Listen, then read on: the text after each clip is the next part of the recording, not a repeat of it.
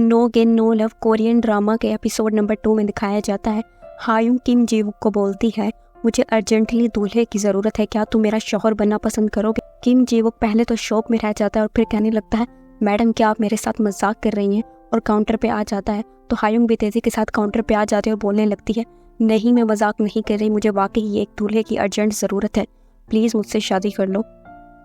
तो किम जी-वुक कहता है, आपको पता है मैं आपसे क्यों चिढ़ता हूँ, क्योंकि आपके जितने भी अफेयर्स थे पहले आप अपने बॉयफ्रेंड के साथ इसी स्टोर पे आया करती थी शॉपिंग के लिए, और आपका बिहेवियर आपके बॉयफ्रेंड्स के साथ मैंने देखा हुआ है, इसी वजह से मुझे चिढ़ है आपसे। और दूसरा, मेरी दादी ने कहा था कि किसी काइंड लड़की के साथ शादी करना, इसलिए मैं आपसे शादी बिल्कुल नहीं करूँगा। आप जिस तरीके से अपने बॉयफ्रेंड को ट्रीट करती थी मुझे उस तरीके से नफरत है। अगला सीन हायुंग के ऑफिस का दिखाया जाता है। हायुंग ने विनिंग कॉन्टेस्टेंट कंपटीशन में हिस्सा ले लिया होता है और अपना प्रपोजल भी सबमिट करवा दिया होता है। तो विनिंग आइडिया डिपार्टमेंट की एक मेंबर जिसका नाम येरिन है, जो कि वोजी की वाइफ है, वो हायुंग और वोजी को मीटिंग के लिए बुलाती है और बोलती है, आप दोनों ने जो प्रपोजल सेंड किया है विनिंग आइडिया कॉन्टेस्ट के लिए वो आपस में काफ़ी ज़्यादा मिलता है, ये चीज़ आगे जाके मसला पैदा कर सकती है।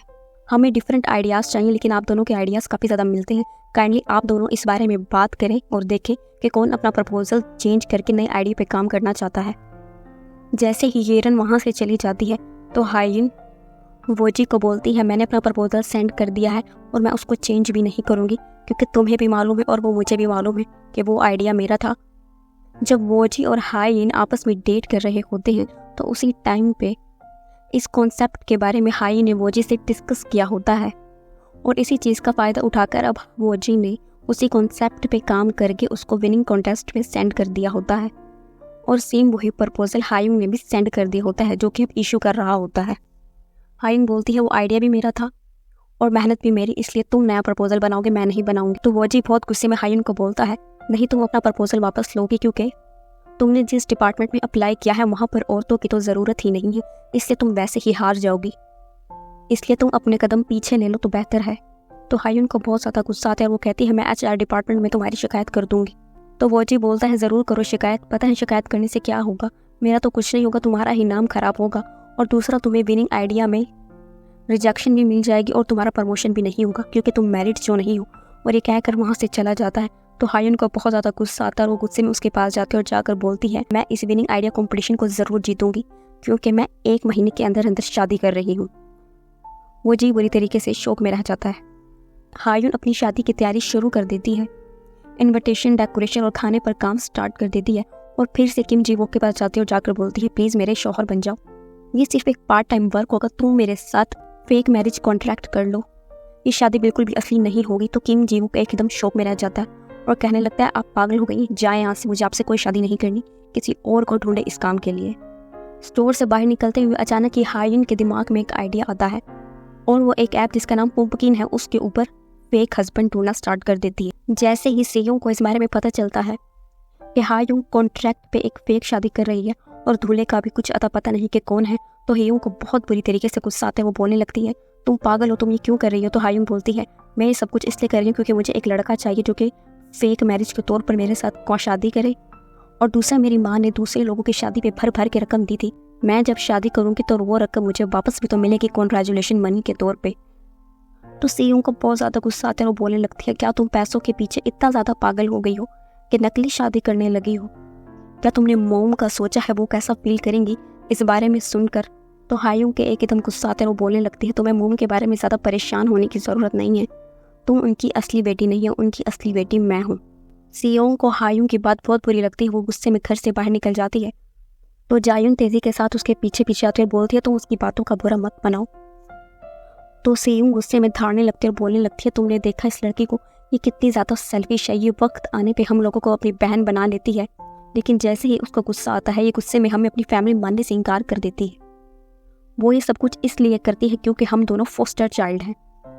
फ्लैशबैक सीन दिखाया जाता है जिसमें हायुंग के पेरेंट्स को दिखाया जाता है जो कि जायुंग को अडॉप्ट करते हैं, जो कि एक फोस्टर चाइल्ड होता है।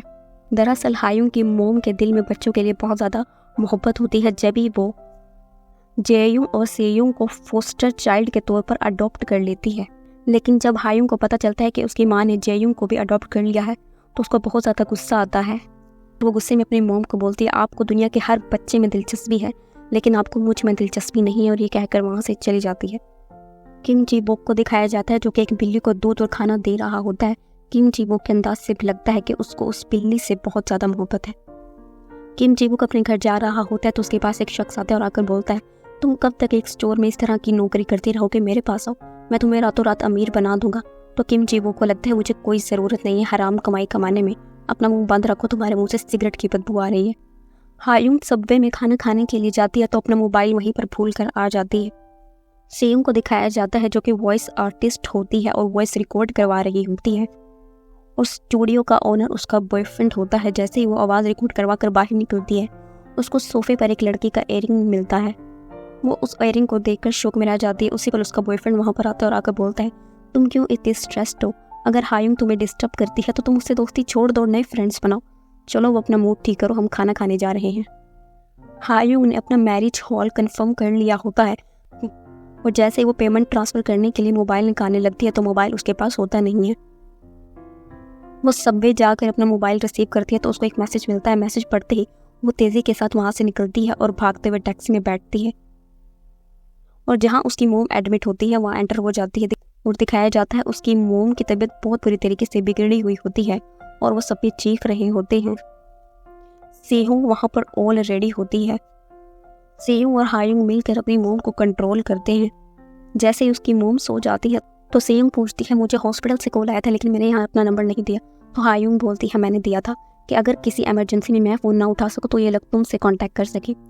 फिर हायुंग सेयुंग को बोलती है, कल रात के लिए मैं तुमसे माजरत ख्वाह हूँ, मेरा रवैया काफ़ी ख़राब था, तुम भी मोम की बेटी ही हो, मुझे गलत लफ्ज़ों का इस्तेमाल नहीं करना चाहिए था। तो सेयुंग मुस्कुराने लगते और बोलने लगते हैं, इट्स ओके। सेयुंग और जायुंग आपस में हायुंग की शादी को लेकर काफ़ी ज़्यादा एक्साइटेड होते हैं और बातें करते हुए वहाँ से जा रहे होते हैं। तो उनकी तमाम बातें किम जी-वुक सुन लेता है। उसको मालूम हो जाता है कि हायुंग वाकई ही शादी कर रही है। जो शख्स किम जी-वुक को जॉब के लिए ऑफर कर रहा था वही दोबारा स्टोर आता है और सिगरेट खरीदता है, और सिगरेट की पेमेंट के लिए जैसे ही अपना मोबाइल देखता है तो किम जी-वुक की नज़र उसके मोबाइल पे आई हुई नोटिफिकेशन पे पड़ती है जिसमें शो हो रहा होता है, हायुंग ने ऑनलाइन फेक हस्बैंड ढूंढना शुरू कर दिया था और अभी भी वो उस शख्स से फेक मैरिज के बारे में बात कर रही थी। हायुंग स्टोर के आगे से गुजर रही होती है तो किम जी-वुक वहाँ पर आता है, उसको रोकता है और बोलता है, मुझे तुमसे एक इंतहाई ज़रूरी बात करनी है। उन दोनों को देखकर बहुत रोमांटिक वाइब्स आती हैं क्योंकि बारिश हो रही होती है और वो दोनों छतरी के नीचे खड़े होते हैं।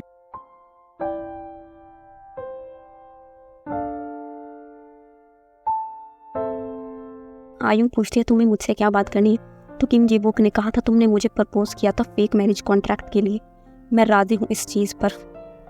हायुंग बुरी तरीके से शौक में रह जाती है तो किम जी-वुक बोलता है, लेकिन मेरी एक शर्त है। अगले सीन में दिखाया जाता है किम जी-वुक उसी कैट के पास बैठा होता है और हायुंग को बता रहा होता है, ये कैट मुझे बहुत ज़्यादा पसंद है और इसकी सर्जरी होने वाली है। सर्जरी होने के बाद इसको फोस्टर हाउस में रहना है और वो सिर्फ फोस्टर हाउस तुम्हारे पास है। मेरा घर बहुत ज़्यादा छोटा है तो मेरी शर्त यही है, फेक मैरिज के बाद तुम्हें 1 हफ्ते के लिए इस बिल्ली को अपने घर रखना होगा। हायुंग मना करने ही लगती है तो किम जी-वुक बोलता है, चलो ठीक है, अपने लिए दूल्हा भी कोई और ढूंढ लो। तो हायुंग एकदम मान जाते हैं, बोलने लगती, हाँ मैं इस बिल्ली की बहुत अच्छी तरीके से हिफाजत करूँगी। अगले दिन वो दोनों वेडिंग ड्रेस की सिलेक्शन के लिए जाते हैं तो हायुंग जो ड्रेस वेयर करती है उसको देखकर पहले तो किम जी-वुक शौक में आ जाता है और फिर बोलने लगता है, तुम बहुत ज़्यादा बुरी लग रही हो, मैंने ऐसा ड्रेस पहले किसी भी दुल्हन का नहीं देखा, क्या तुम चेंज कर सकती हो ड्रेस? तो हायुंग बोलने लगती, नहीं मेरी शादी है, मैं चाहती हूँ कि ऐसा ड्रेस पहनूं कि दुनिया याद रखे मुझे। जायुन पेशे के लिहाज से राइटर होती है तो उसकी मुलाकात अब उसके काम के सिलसिले में गुलबी एजुकेशन चेयरमैन की बीवी सुंग जा से होती है। सुन जंग उसको बताती है कि वो जायुन की बहुत बड़ी फ़ैन है और उसके तमाम नॉवेल्स उसने जितने भी रोमांटिक लिखे हैं सबको उसने पढ़ा है। वो ऑब्सेस्ड है उसकी राइटिंग स्टाइल से। जायुन बहुत ज़्यादा खुश होती है।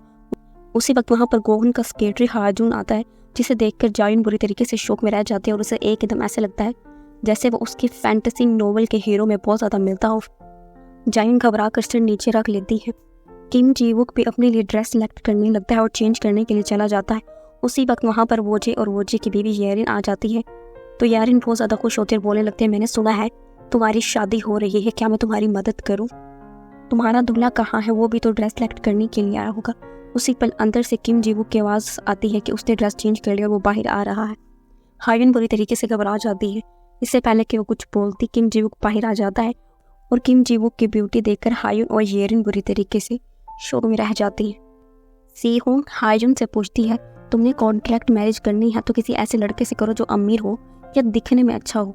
किम जी-वुक क्या करता है, एक स्टोर में काम करता है और मामूली सा लड़का है। तो हायजुन बोलने लगती है, वो फेक मैरिज के लिए बिल्कुल परफेक्ट है, मुझे एक ऐसा ही लड़का चाहिए। अगर मैं किसी ऐसे लड़के से शादी करूँ जो बहुत ज़्यादा हैंडसम अमीर होगा तो लोग उसको काफ़ी लंबे अरसे तक याद रखेंगे, और मैं नहीं चाहती कि मैं जिस लड़के से शादी करूँ वो दिखने में बहुत ज़्यादा हैंडसम हो। लेकिन हायुन की यह ख्वाहिश पूरी नहीं हो पाती, बल्कि उसके उल्ट होता है। किम जी-वुक जैसे ही रेडी होकर बाहर आता है, उसकी ब्यूटी देखकर सब मिसमराइज रह जाते हैं।